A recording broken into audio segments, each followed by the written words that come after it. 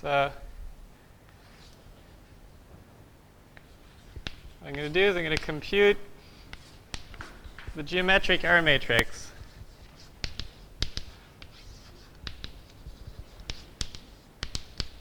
for T star P1. What better way to end your day? So what we're going to see, I'll tell you the answer right away.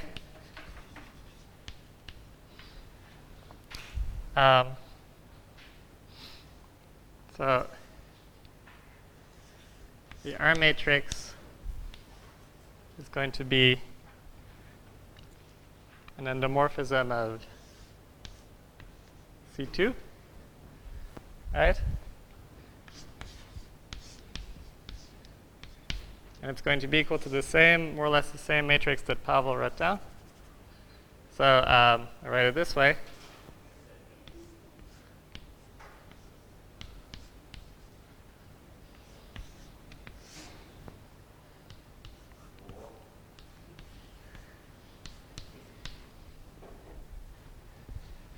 Okay, where this is the permutation matrix, so P is equal to 0, 1, 1, 0. U is your spectral parameter.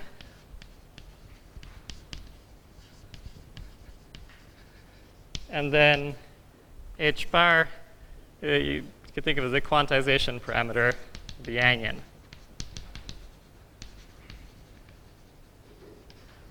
So in particular, when you set H bar to 0, you just get the identity, the trivial R matrix. Yeah, sorry. Sorry, no. So the point is that really, yes, indeed, the R matrix acts on C2 tensor C2 as some big 4x4 matrix, which looks like this. And we're just calculating this box here. So when you have R is when you spell B? B? OK. Yeah, B. All right, so somehow what you calculate using geometry is naturally this B here. You can also get these trivial factors from geometry from a separate calculation. But we're just going to do this one. OK. So So but it's not a separate. I mean, at the end of Andre's talk today, he wrote like whatever the geometry that we're studying is point to straight union T star P1 to straight union point F. yeah. Is that right? And Yes. so the 2 points are those 2 ones? That's right. Okay. Exactly. So I'm going to cut a few corners here, because we all want to go home. Why are we even here? But so I'm going to use a pictorial approach to computing a lot of the quantities, which looks like cheating, but this is also a lot of the time what you use if you're actually doing these computations. OK? So first, let's draw T star P1. Step 1, we'll draw T star P1 with its C star cross C star action. So this is the C star H bar action, which dilates the fibers. And then this is the C star sub U action, which rotates P1 and is Hamiltonian. So it preserves the symplectic form. And how do we draw it? Well, let's first draw the zero section. OK, so this is just a copy of P1. And let's draw, there's a point 0, the origin, and there's a point at infinity. And here we have the fiber over 0. And here we have the fiber over infinity. So this is cotangent fiber.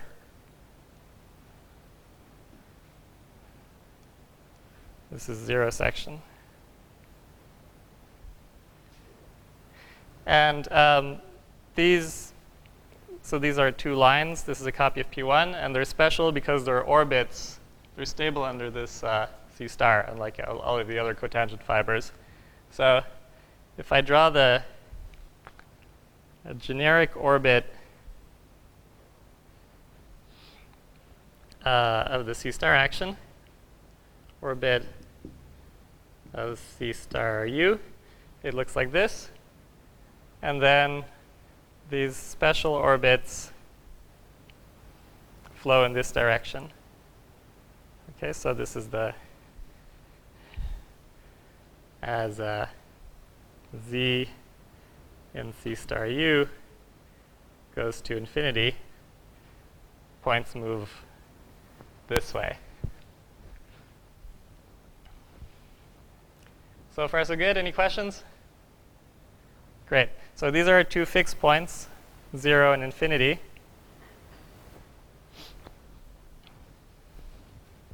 And so the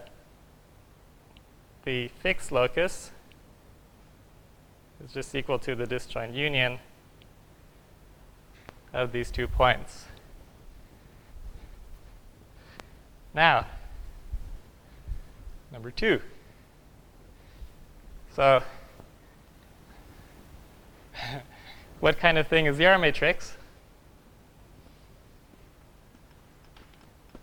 So it's supposed to be a map, RU, from the equivariant cohomology of the fixed locus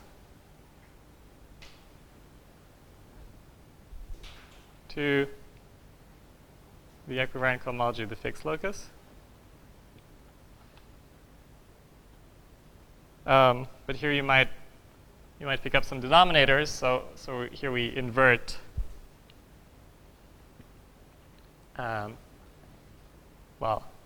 U and actually we do more than invert just U and H bar. Let's just, for the sake of simplicity, just work over field of rational functions in U and H bar. When you write equivariant, that's equivariant for the full torus, C star and U? Yep. So this means C star U cross C star sub H bar equivariant. All right. So again, this R matrix, this is defined for a lot of spaces, some of which don't have such a nice representation theoretic interpretation. Okay, and it just so happens that for quiver varieties, you can recast this, as the middle square in this diagram. But the calculation I'm going to do is going to be a geometric one, so I'm going to emphasize the geometry and not the representation theory.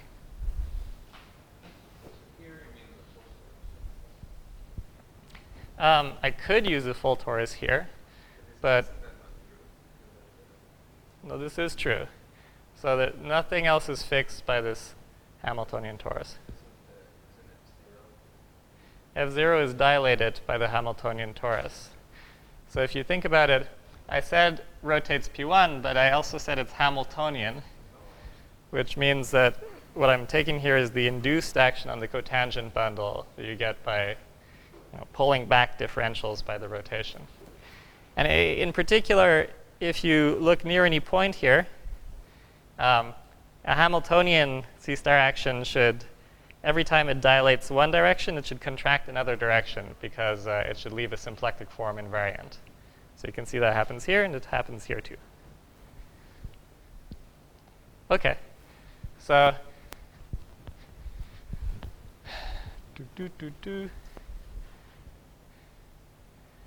right. Of course, the equivariant cohomology of the fixed locus, and just one more point to your question. In general, the correct fixed locus to take is the Hamiltonian fixed locus. So you don't want to localize further with respect to this torus, because well, as much as possible, you want to work with symplectic stuff. Okay. The equivariant cohomology of this fixed locus is just the equivariant cohomology of a pair of points, 0, union infinity.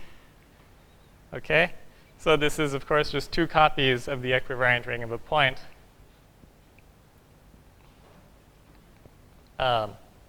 U h bar plus cu h bar, or if you prefer, this is just C2 adjoin UH bar. So hence the R matrix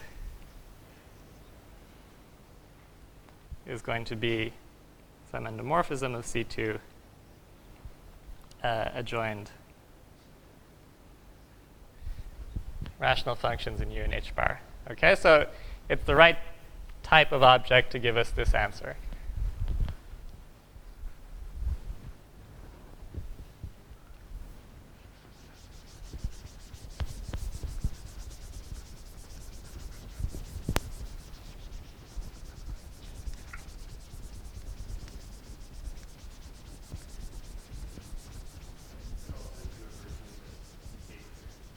Yep.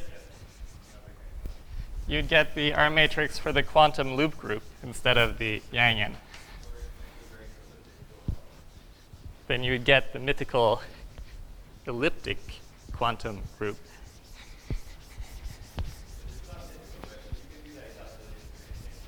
It's like the Yeti.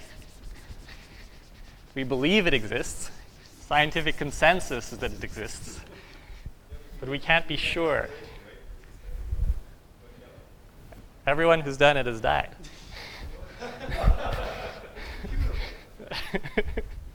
Oh, yeah. All right. So watch yourself. Okay. So now let's compute. Let's compute this guy. So to compute the R matrix, well, first I need to define it. So let me, I'm not sure in how much detail Andre defined the stable envelope, stable basis in his talk. Zero detail. Great. So I'm going to give a sort of shortcut definition for our purposes. So step one, stable basis. So the stable basis is going to be a map from the equivariant cohomology of the fixed locus to the equivariant cohomology of the full space. Okay? And so this map is depends on choice of chamber. Well, let's call it C, Gothic C. In the Lie algebra of our Hamiltonian torus.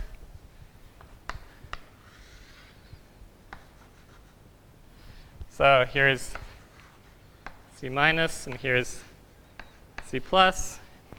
Equivalently, this is a generic co-character. Choice of generic co-character of C star U, right? So if it's either the sort of Z or Z inverse.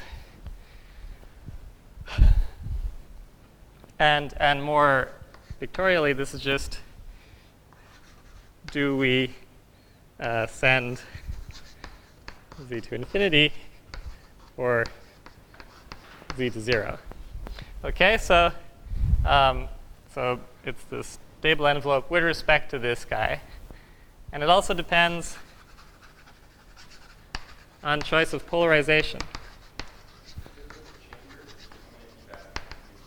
Yep. If you were doing the K-theoretic version, would Yeah. it depend on a choice of chamber inside the torus itself rather than its layout? It's actually a little more complicated. Let me answer that later. I mean, it's a super interest. This dependence becomes more and more interesting as you go to K-theory and then elliptic cohomology, but it will just slightly distract from the beautiful simplicity of this construction, if I answered your question. So depends on the choice of polarization. So this choice is not important. This is just some sort of dumb sign convention that you need to fix.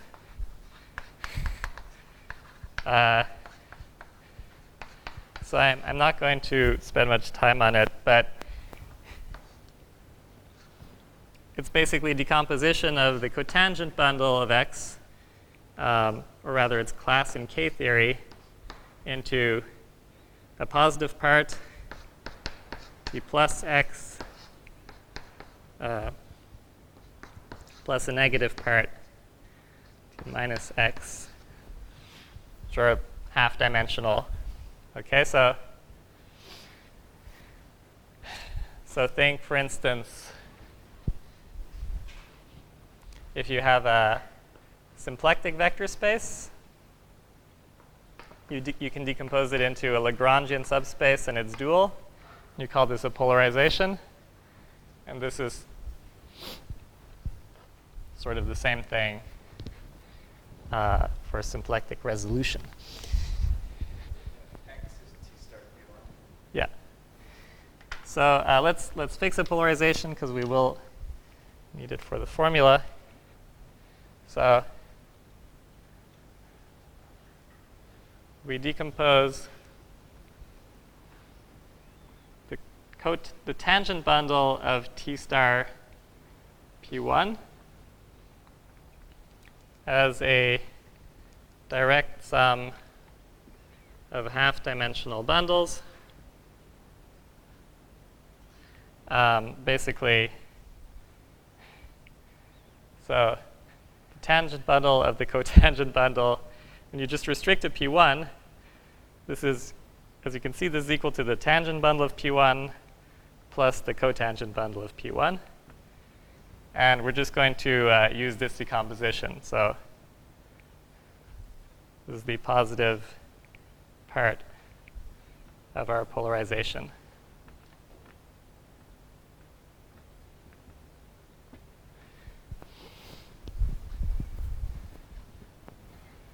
Okay.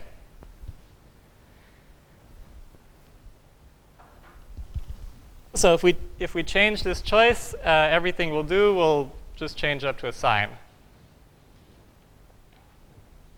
For now, the important choice is really this choice of chamber. Okay. The chamber we choose, let's choose C+. So if you pick a co-character of your torus, C star, in C+, and you flow off to infinity, you're going in this direction. There's C minus will take you in the opposite direction. Okay?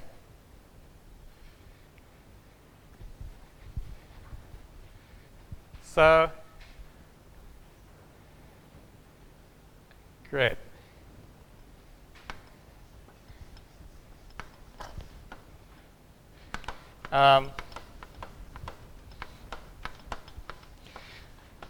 So again, we're defining the stable basis to eventually define the R matrix, but we haven't finished defining it. So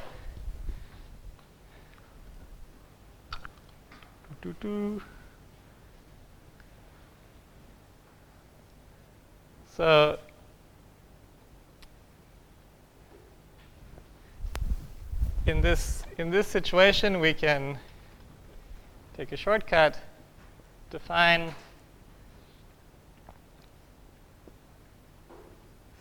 the stable stable map, stable envelope map, by defining its image, or rather the image of the fundamental class.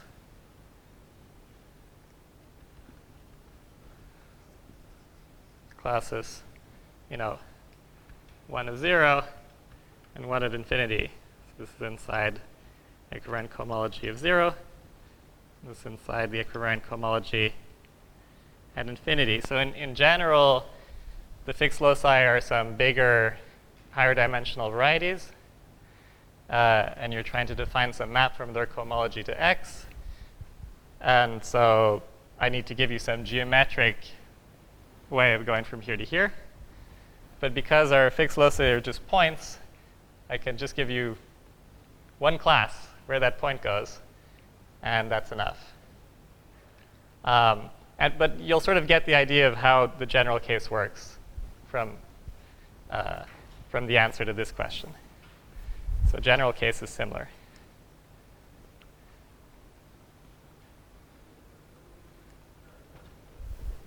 OK. So how do we define these guys? I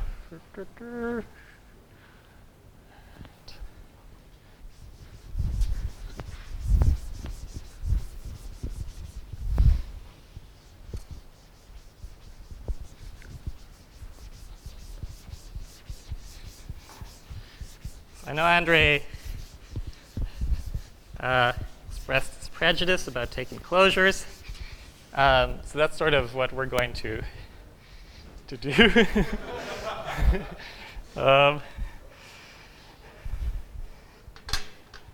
but there's some fine distinction about taking closures of points at things versus algebraic, whatever. The point is, for some reason, this is OK. So, so here we go. So, damn it, there's you need to use 5 different implements to work this board. So the chalk or the eraser or the other eraser. OK, so so let's just review where we are. So we've made some choices. So we have a chamber inside the Lie algebra of this guy. And we have a polarization, call it epsilon, polarization of T star P1. OK. And now to define stable basis with respect to this choice of chamber of, let's say, 0, we're going to use a deformation of T star P1 as an algebraic variety. OK? So I think Andre mentioned this. Yeah. So T star P1 is the central fiber of a family over C. Call it curly X. OK? And the generic fiber, what does it look like? Well, it looks like the variety x times y is equal to z minus lambda, as long as lambda is non-zero. When lambda is 0, this is singular, and T star P1 is a resolution of it. And so we're going to use this deformation to define the stable envelope. And this is not the best definition, but it's the most visual one. OK? So pictorially,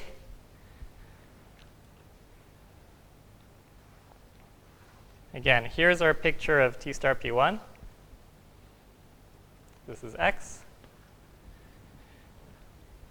And again, I'll draw the generic orbit and the non-generic orbits. And here's the fiber at a generic point. You still have two fixed points. So if we call these, this is 0 and this is infinity. We'll call this 0 sub lambda and infinity sub lambda. Okay? But now the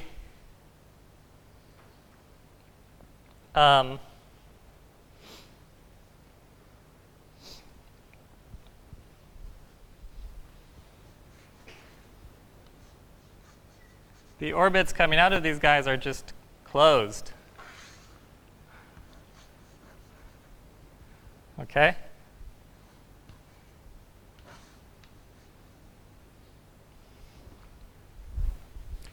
So, I don't know if everyone can see that, but here I had 3 orbits with intersecting closures. And here I just have I have the orbit coming in and the orbit coming out, and there's no intersection of the there's no interaction between these 2 points. So maybe let me draw this a bit bigger. So here's 0 lambda. Here's infinity lambda.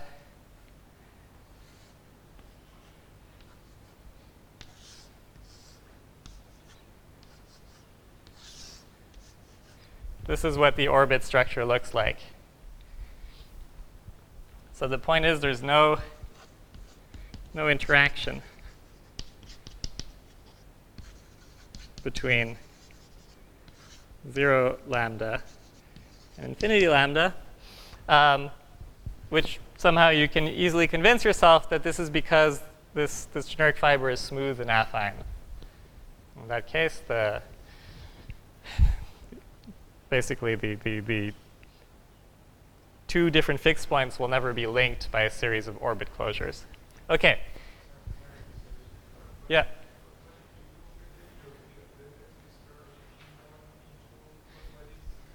What is this guy?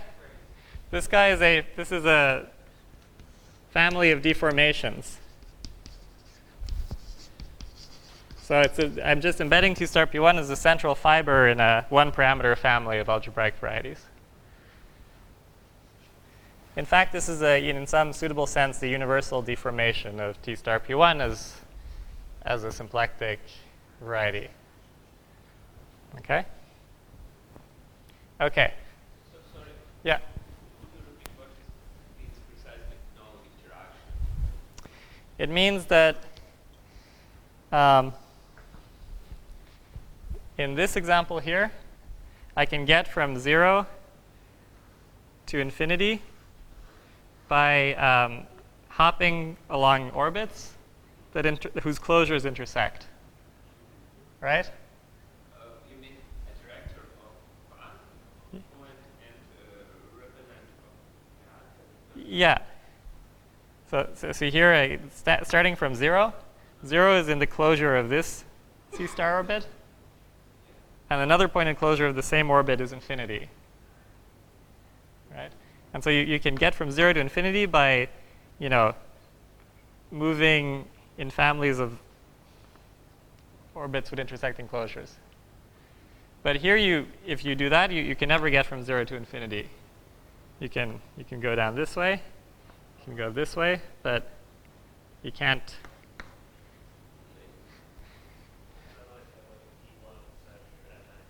Exactly. So you can convince yourself that any time that 2 fixed points are both in the closure of the same C star orbit, then that C star gets, the 2 fixed points will compactify that C star to a copy of P1. And because this generic fiber is affine, it can't contain any non-trivial copies of P1. And thus, you just can't have an orbit with both of these points in its closure. All right. So what we're going to do we're going to consider the attracting locus of O lambda. So this is this smooth orbit here. And the attracting locus of infinity is this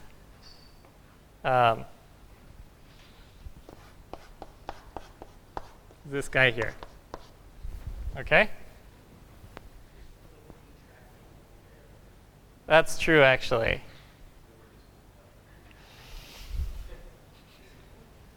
Yeah, I am, unfortunately, I always, well, yeah, it'll be fine. I mean, somehow it will only change things up to an inverse, which is fine. I always get those two confused. So, okay, so we have these two loci, and we're going to produce the stable envelopes for 0 lambda and infinity lambda out of these two cycles by degenerating them. Okay? So,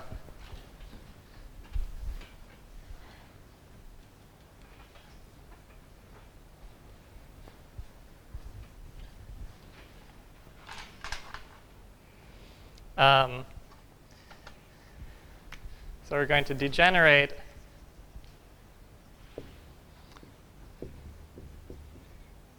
attracting loci of this guy to get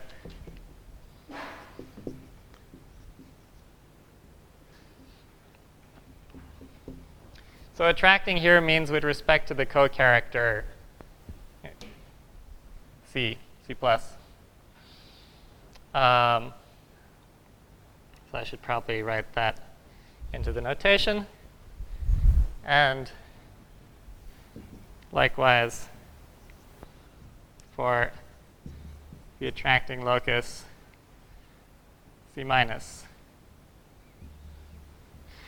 that if I tried to define stable envelopes directly in terms of the attracting loci on 2 star P1, I would just get a P1 and a fiber. Somehow that's going to be the wrong answer. Okay? So the picture is as follows. 0, infinity. Here's 0 lambda. Here's the attracting locus. And as we degenerate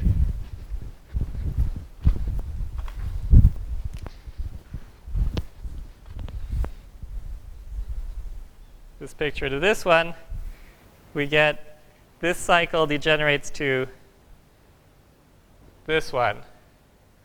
Okay? Likewise, if I take infinity lambda with its locus, that degenerates to this cycle. Okay? So we'll give these names. So again, Z is the 0 section, and F infinity is the fiber over infinity. And so what we've shown here is that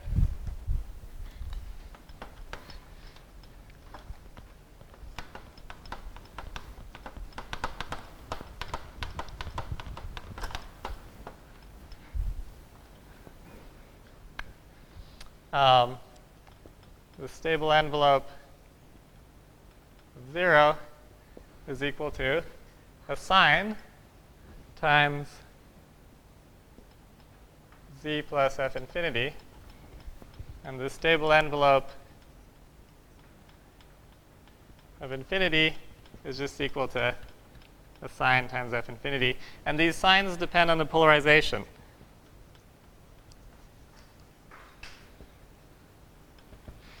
So basically, it's equal to -1 times the intersection of, so it's the dimension of the attracting locus intersected with the positive part of your polarization. So if you think you have a fixed point P, some of these loci are attracting, others are repelling.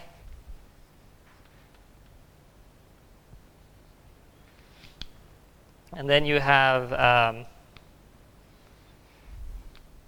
maybe your polarization picks out half of these directions. So these might be your polarization directions. And then in this case, the sign is equal to -1 to the 1 is -1. If you had an even number, you'd get a +1. OK, fine. So you get some sign. In our case, the sign is, I think it's a minus sign here, and a plus sign there. OK?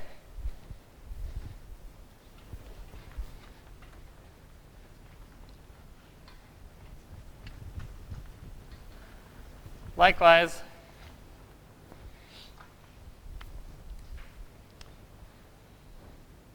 if we pick the opposite chamber, and so we're going to need both chambers to compute the R matrix. So if we pick the opposite one, what do we get? Well, now, for the opposite chamber, we're flowing in the opposite direction, right? So here's the attracting guy for C minus. This was C plus. And here's the attracting guy for, again, C minus. This is the attracting guy for C plus. And so when you degenerate these cycles, you get kind of the opposite. You get this guy is just F0, and this guy is just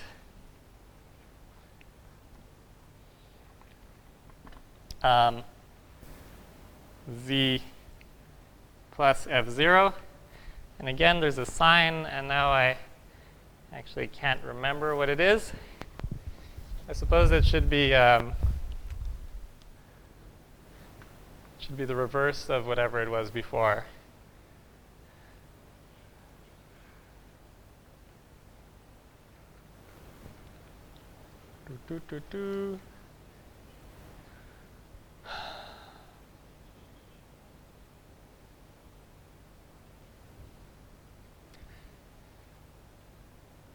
Yeah, so we're just, I forget. I'm just going to take a shot in the dark here and say that this is a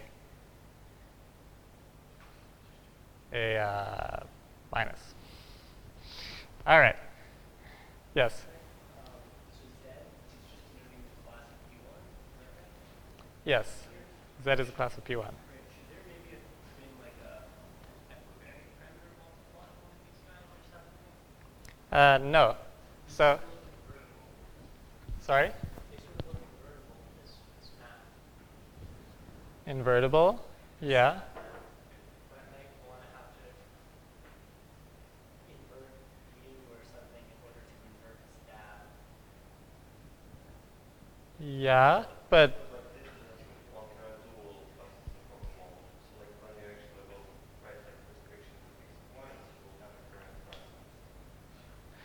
so We want to rewrite things in terms of the physical right. OK. So we have an expression for stable envelopes, and now the R matrix, in principle, is easy to define. It's just, you just compose these guys. So you take the stable map for the negative chamber, take its inverse, compose to it stable map for the positive chamber. So this corresponds to, in Andre's picture, going from C plus to C minus. by going through 0. Okay, so it's like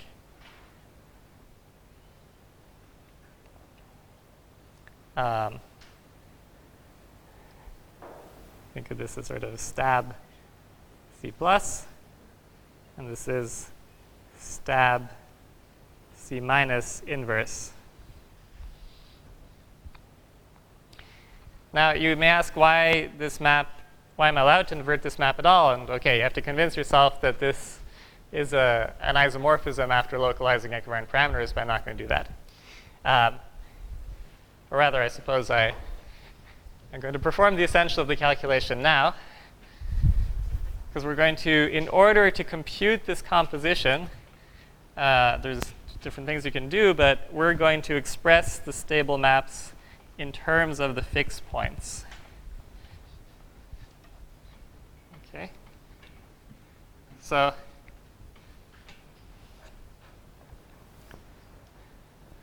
to compute, what we're going to do is we're going to calculate the composition stab C plus of 0, restricted to 0, restricted to infinity, and so forth. Okay, so this defines a map. You know, we started with the equivalent cohomology of fixed locus, and we're going back to the equivalent cohomology of fixed locus. So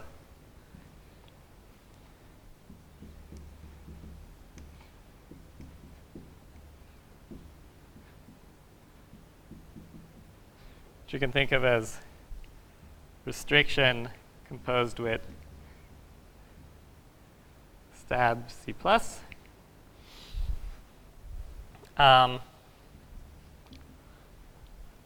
And then by composing that map and the inverse of the one for C minus, we get the R matrix. Okay, so exercise.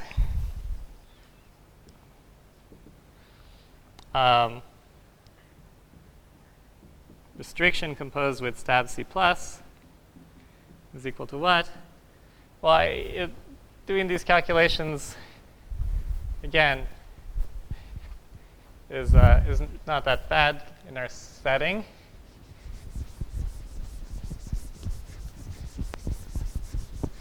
We can sort of read the answer off the picture. In general, this is tricky.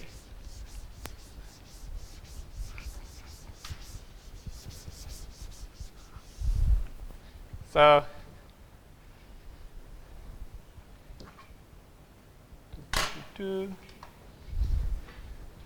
what do we got? We got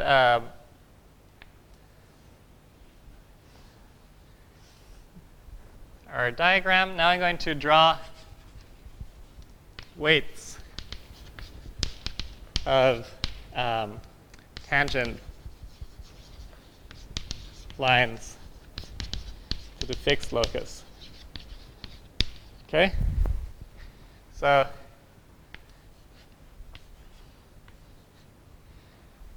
the weights are going to be u minus h bar minus minus u and u minus h bar. So these are just so these, all these are in the dual of the Lie algebra of our torus.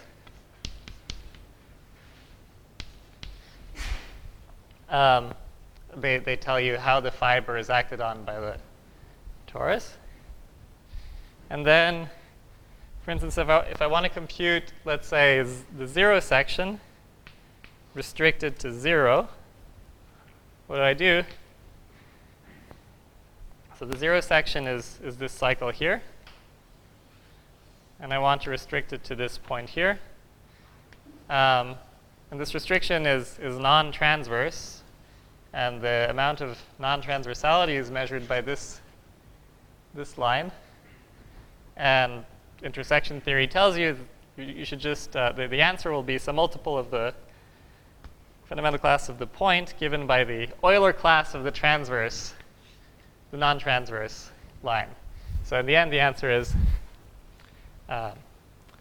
minus u minus h bar times fundamental class. Likewise, z restricted to infinity is equal to u minus h bar times the fundamental class of infinity. And then you can also compute the fibers. So for instance, this fiber is equal to, restricted to 0 is equal to u. And then the other fiber, or rather restricted to the other fixed point, you just get 0. This is u times. OK.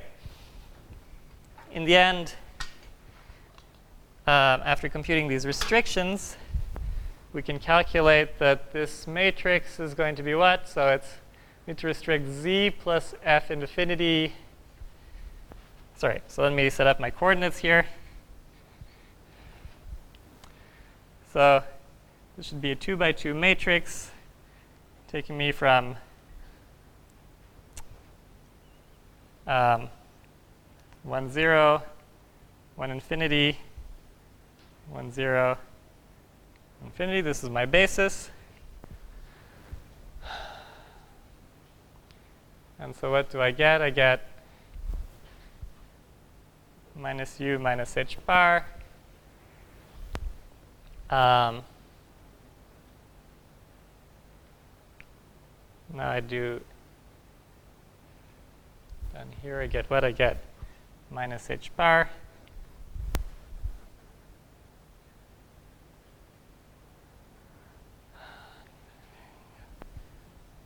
Zero and plus u. OK? So again, I'm just applying these formulas plus the one for f infinity that I didn't write down to the formulas we already derived for the stable envelopes. OK, and hopefully I didn't make any mistakes, but sorry? The left lower corner, what do you think it should be? That seems unlikely, but did I? So so I'm taking the stable envelope of 0 and restricting it to infinity. But the stable envelope of 0 is not equal to z. It's z plus f infinity, right? And when you add the restrictions, you just get minus h bar. And this is an important point. So this is the magic of the stable envelope. So the point is that what you notice is that this matrix, when you set h bar to 0, is just diagonal, right? And what you saw y right here. The individual contributions of individual attracting cells are all over the place. You get minus u's, u minus h bars, wild out there. But when you add them up, you get a bunch of cancellations, and the result is divisible by h bar. And basically, this is because we got our stable envelope by degenerating something that, didn't intersect this fixed point at all. And this deformation exists as soon as you turn off the h bar torus. And so somehow, if you set h bar to 0, the stable envelope shouldn't intersect any of the other fixed points. OK, so let me try and quickly write down the other stable envelope. Sorry, the stable map for the negative chamber. So stab C minus composed with restriction. Again, we use the same basis of fixed points. So, okay, stab 0 is equal to f0. And what is f0 restricted to 0? U, yeah. Okay. What is f0 restricted to infinity? 0. What is, now we take z plus f0 with a minus sign. So what's that restricted to infinity?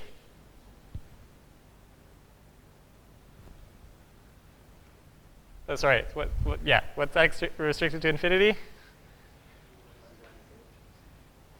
Great, I'm trusting you here. And this guy here should be a minus? I'm not sure, but like they shouldn't have the same sign. You have an overall minus of z, so it's good. You're right. Yeah.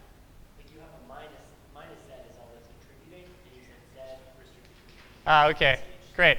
So minus, oh, the bottom one. Okay. So maybe that's great.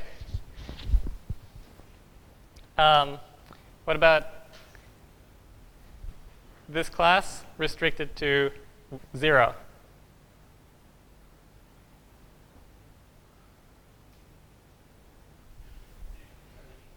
H bar.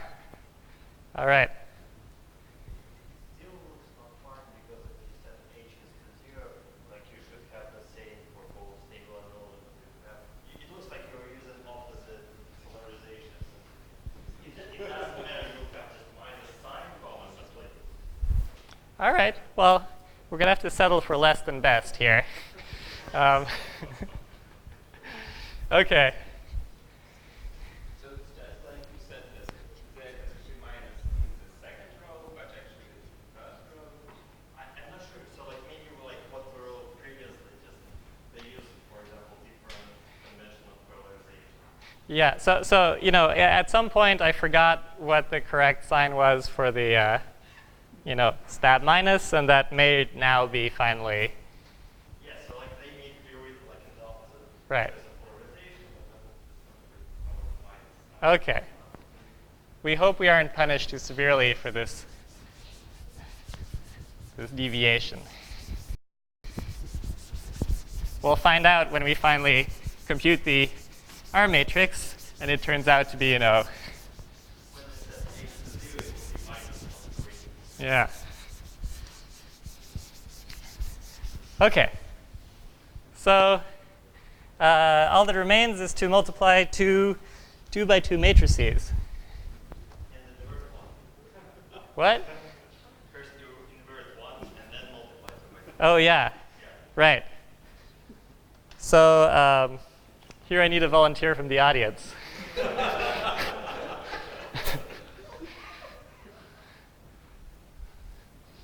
Okay, fine. So, all right, we got. Yeah, exactly. Well, let's not go overboard here. So let's call this guy just S plus, and this guy is S minus, and right, we want to compute S minus inverse and S plus. Okay, so what's S minus inverse? So easy, no problem. So how do you invert a matrix? Well, first you do 1 over the determinant, which in this case is U times, what's that, minus U minus H. Right? And then you start flipping some stuff around. Just kind of move things to where they feel right. This is a minus h. OK, awesome. That's a 0. And now we multiply two matrices together. So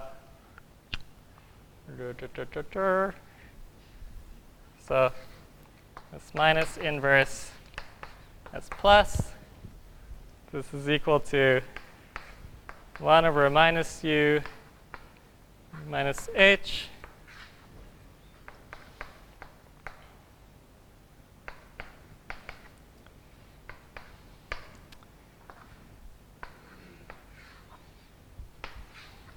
times s plus was minus u minus h bar, 0 minus h bar u. OK, and so we just check, before we finish this computation, let's do a sanity check. You expect the stable matrices to be upper, lower triangular, respectively, and we got that. You expect them to be diagonal after specializing h bar to 0. We got that. You expect them to be homogeneous of degree half the dimension of x in all of these variables. Actually, you just expect them to be degree 0, and we got that. Fine. Sorry, I mean, each one is individually homogeneous, and then when you invert one and multiply it by 0, you get something degree 0. And lastly, we sort of, if you recall the R matrix, so the answer we want. What? The B matrix is something like 1 minus h bar over u times permutation times 1 minus h bar over u. So let's set ourselves up for success here and just express everything in h bar over u. So this is equal to minus u squared, 1 minus h bar over u. OK, so this is very boring to watch. I don't know. Maybe you can leave it as an exercise. Yeah. All right. OK, so this may or may not have worked out. Only time will tell. We're over. So yeah, good luck with the remainder of the exercise.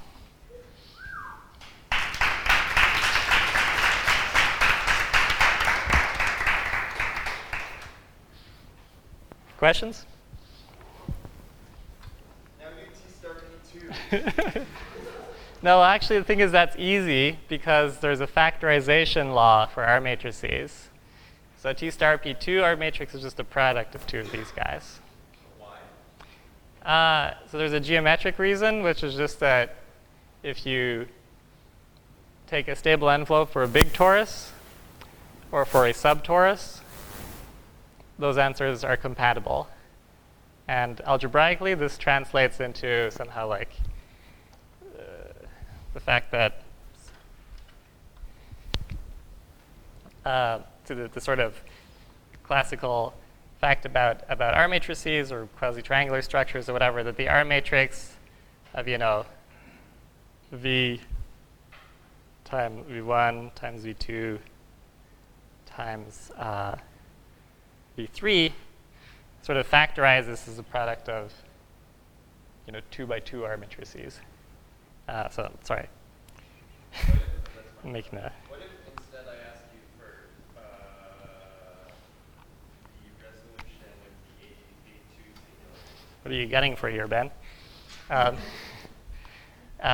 Compute the R matrix of that guy. Well, that's also easy. It's about no harder than this computation.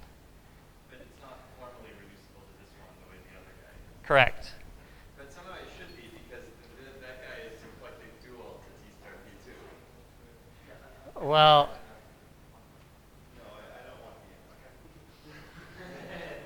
be. I mean, the point is that the symplectic duality takes your R matrix to, somehow doesn't just exchange R matrices.